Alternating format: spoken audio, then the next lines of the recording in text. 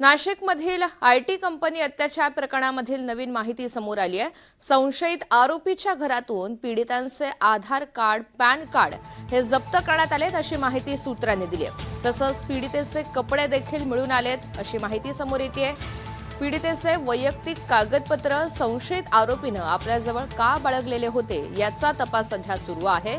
संशयित आरोपीनं पीडितेच्या नावावर बँक अकाउंट उघडण्याचा प्रयत्न सुद्धा केलेला होता असा संशय पोलिसांनी व्यक्त केलाय।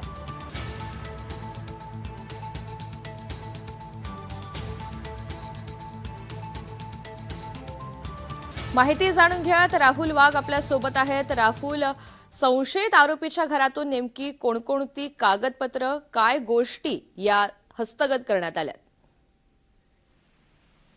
नाशिकमध्ये धर्मांतरण, लैंगिक अत्याचार व विनयभंगाचा धक्कादायक प्रकार समोर आला होता। हा सर्व प्रकार समोर आल्यानंतर एका बहुराष्ट्रीय कंपनीमध्ये काम करणाऱ्या 9 पीडित महिलांनी पुढे येत या संदर्भातली तक्रार नाशिक पोलिसांकडे केली होती। नाशिक पोलिसांनी या सर्व परिस्थितीचं गांभीर्य लक्षात घेत एक एसआयटीची स्थापनाही केली होती आणि एसआयटीच्या तपासामध्ये आता धक्कादायक माहिती समोर आलेली आहे। पीडिताच्या घरातून आधार कार्ड, पॅन कार्ड जप्त केल्याची माहिती समोर येते। तसंच पीडितेचे कपडे देखील मिळून आल्याची माहिती समोर आलेली आहे। पीडितेचे वैयक्तिक कागदपत्र संशयित आरोपीने आपल्याजवळ का बाळगले होते, आता याचा तपास एसआयटीने सुरू केला आहे।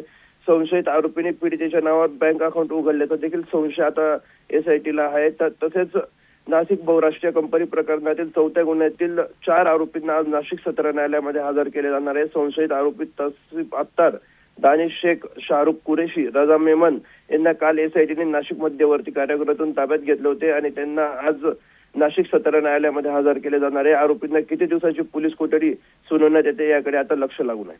निश्चित, धन्यवाद सविस्तर माहितीसाठी।